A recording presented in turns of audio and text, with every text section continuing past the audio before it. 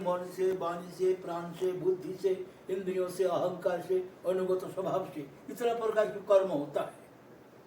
इतने प्रकार के कर्म होता है। सब प्रकार के कर्म भगवान को अर्पण करके शाम के समय अपना भगवान आज का दिन का मैं जो कुछ कर्म किया है शरीर से, मन से, किसी को गाली दिया, किसी को श्राप दिया, किसी को बुरा सोचे, ऐसे प्रकार सब भगवान तुम्हारे अर्पण, तुम मुझे क्षमा करियो, हमें अच्छी बुद्धि दियो जिससे सबके प्रति हमारा समान भाव रहे, किसी का दोष ना देखो, किसी का गुण ना देखो। भागवत में ही कहते हैं किसी का दोष गुण देखना ही दोष है, दोष को ना देखना ही गुण है। ऐसे भागवत बताते हैं। किसको बताते हैं? उद्धव जी को। भगवान श्री कृष्ण के जो मंत्री थे उद्धव को सुना रहा कि प्रभु दोष गुण सारा संसार तो दोषों से ही भरे हुए हैं, तो इस दोषों से छुटकारा कैसे मिले? तो भगवान कहता है मेरा भजन करो और दोष को ना देखो, दोष को ना देखो, दोष को देखना ही दोष है और दोष को ना देखना ही गुण है। इसलिए बड़े विचित्र है ये। गोपाल जी अपने मंत्री को उपदेश दे रहा उद्धव जी को, तो भगवान कहते हैं, भगवान उद्धव जी को कहते हैं, देखो उद्धव जी संसार में रहना तो कैसे रहना है? संसार में रहो, विषय भोगों में भी रहो, सब कुछ करो, किंतु सब मेरे को अर्पण कर दो, मेरे को अर्पण कर दो। मेरे को अर्पण कर देने से मैं प्रसाद रूप में तुमको देंगे, तुम उसको भोगोगे, तब तुम्हारे मन पवित्र, चित्त शुद्ध, सब कुछ शुद्ध होगा। अब तुम जो मिल जाए सभी समेट ले, मेरे को अर्पण न करके, और फिर उसमें जो दाम देने वाले होते हैं, किस पाप कर्म से दाम दे रहा है वो तो पता नहीं किसी को। वो जानते हैं कि हमने आप बड़े पाप करके कमाया है, बाबा लोगों को खिला दो, हमारे पाप मिट जाएगा। तो वो तो पाप मिट जाएगा वो अपना भावना से। अब जो खाने वाले होते हैं वो भी यदि खाए जाए, भगवान को अर्पण ना करें, तो वही पाप बाबा के ऊपर आ जाएगा, बाबा विचलित हो जाएगा, भजन में छूट जाएगा, वो भी विषय भोग में लग जाएगा। ये हो रहा उल्टा सीधे आजकल।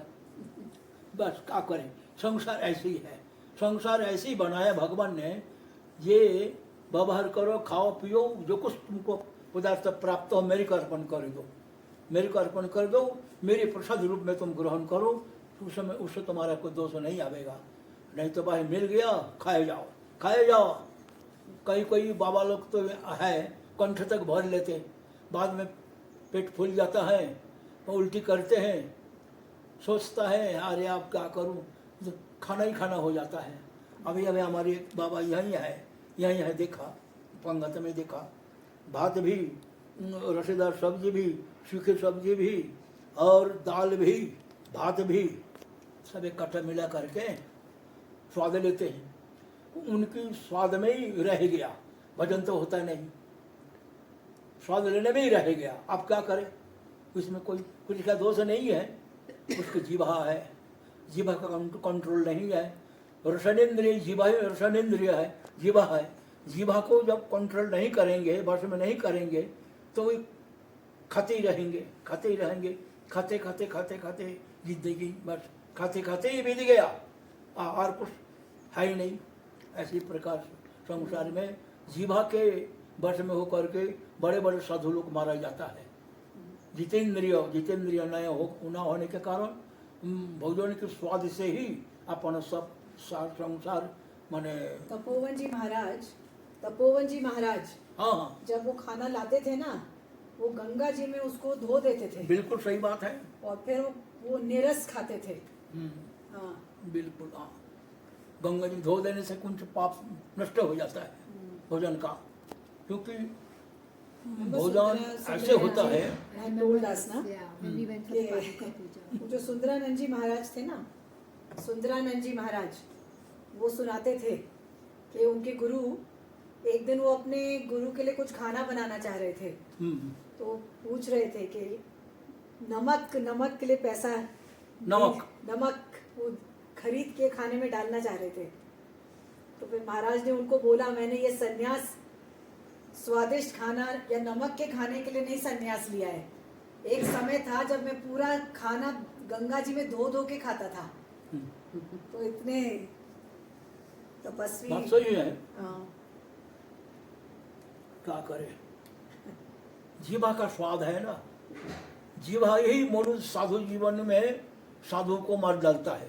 जीवा का स्वाद, जीवा का स्वाद बड़े विचित्र है। यहाँ कुछ कुछ वर्ष पहले एक दिल्ली के एक सेठ का लड़का, बहुत उम्र हो गया उस समय उम्र हो गई थी, यहाँ गंगोत्री में भजन भजन भजन करने आए थे। और उनका आदत था गर्म गर्म जलेबी खाने का दिल्ली में। उसको वो भी बाद में किताब भी लिखा अपने जीवा के लिए। अच्छा, यहाँ जब भजन भजन करते करते करते करते 60 वर्ष बीत गया। 60 वर्ष बीत गया। एक दिन उसका जीवा ललचा रहा गर्म गर्म जलेबी खाने के लिए। गर्म जलेबी खाने के लिए मन ललचा, जीवा बस में हो नहीं पाया, तो जलेबी खाने के लिए दिल्ली में गया। दिल्ली में जिस दुकान में खाते थे उसी दुकान में जा कर के देखा कि थाली में सब सजा हुआ है जलेबी गर्म गर्म। मुख से खाया, हाथ नहीं लगाया, मुख से खाया, चबा रहे, खूब खा रहे हैं। दुकानदार लोग पीठ में डंडा लगा रहा। अरे सर तो कहाँ से आया, गाली देते हुए कह रहा, तो कहाँ से आया, और हमारे थाली पूरा सब नष्ट कर दिया। बाद में जब खूब पिटाई हो रहा, अब जीवा को कह रहा और खा ले, और खा ले, जीवा को कहता है। तो इसी के लिए तो हमको गंगोत्री से तपोट कर रहा था, वहाँ से खींच के लाए हो, तो और खा ले, और पीट रहा। बाद में अपना परिचय दिया, हम ही सेठ का लड़का है, हमारे आदत था इसी दुकान में खाने का, जलेबी खाने का। अब जीवा का कंट्रोल कर नहीं पाया, भजन करने गया था गंगोत्री में, वहाँ से जीवा जलेबी खाने के लिए हमको खींच के लाया। बाद में हाथ जोड़े उसके बाबा को, दुकानदार लोगों ने जिसने मारा, डंडा मारा था, हाथ जोड़े। फिर जान लिया तो जी सेठ का लड़का है, जान पहचान के है वहाँ था।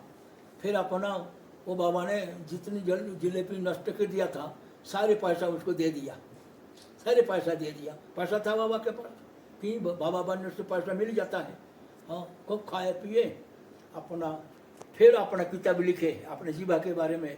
हे साधुओं, सबसे जीवा है, जीवा को वश में करो तभी सभी इंद्र वश में होगा। जीवा को नहीं वश में करोगे तो कोई भी इंद्र वश में नहीं हो सकता। इसलिए जीवा को वश में करो, जीवा को बस। धीरे धीरे अपना किताब लिखे, और भी बाबा लोग सुन करके अपना उसके उपदेश से अपना जीवा को कंट्रोल कर। आजकल खाए जाओ, भंडार का कमी नहीं है। अब तो सब भंडार शुरू हो गया ना, आप इधर खाओ उधर खाते दिन बीत जाता है, भजन होता ही नहीं। यहाँ भी वही चल रहा है, अधिक से अधिक। अब क्या करें, कहाँ जाए। अब नीचे देश में जो खड़िया पलटन है, बाबा लोग दौड़ के आते हैं, अरे गंगोत्री में बड़ा मजा है, वहाँ बहुत मोटे मोटे दक्षिणा मिलती है और चकाचक खाना मिलती है, आ जाता है खाने के लिए। जब तक प्रारब्ध में है, अन्न जल यहाँ है, जब तक प्रारब्ध में अन्न जल यहाँ है तब तक खाते पीते, फिर भाग जाते हैं, फिर और कहीं जाते हैं। और बाबा लोग बहुत आते खाते पीते, जब तक उनके प्रारब्ध में भोजन है, यहाँ अन्न जल है, तब तक खाते फिर भाग जाते। ऐसे ही अब शुरू होने जा रहा है। अभी तो भंडार में देखा कोटवाल भी है जो भिखारियों को संचालन करते हैं, वो भी देखा, आज यहीं बैठे थे। और भी बाबा को देखा, हमने बढ़िया है, ये लोग पहले आ गए। क्या करें, यही संसार है बाबा हर के लिए। लोग ने भी खाना नहीं खाया है अभी इन लोग को भी खाना है। इन लोग ने भोजन नहीं किया अभी। अरे क्यों, भक्तों की कृपा से ही गंगा माई पृथ्वीलोक में आई, और गंगा सागर में जाकर भगीरथ राजा आ गए, पीछे गंगा माई चलते रहा। कच्छप के ऊपर बैठ कर वाहन है, गंगा माई के वाहन है, कच्छप है, उन्हें बैठ करके आगे भगीरथ राजा चलते रहे। पीछे घोर आवाज करते हुए गंगा चले, देश को सब पवित्र करते हुए अपने चल कर गंगा सागर में। और भगीरथ राजा के जो सूक्ष्म शरीर था, उसके पुत्रों का सब 60,000 पुत्र को उसके ऊपर के जल छू गया, केवल स्पर्श हो गया, स्वर्ग में चले गया वो लोग। और गंगा जी समुद्र में लीन हो गया, वहीं कपिल भगवान भी रहे, और लोग इसलिए हर साल लोग जाते हैं मेला देखने के लिए, वहीं कपिल भगवान भी है, गंगा माई का भी वहीं है। तो आई तो वहाँ से ही, जैसे तपोवन जहाँ अभी भी बाबा लोग तपस्या करते हैं गंगा माई कि वहाँ अभी शिव जी के जटा में ही लपेटे हुए हैं, एक ही जटाओं से इतना जल चले जा रहा है। त्रेता युग के अब तक चल रहा है, कलयुग तक पूरा चलेगा। कलयुग में गंगा जी रहेंगे नहीं, क्योंकि पताल में चले जाएंगे, पताल में चले जाएंगे, क्योंकि गंगा माई ने कहा था मैं जब समय आएगा तो पृथ्वी को फोड़ करके पताल में चले जाऊंगी। अब किस समय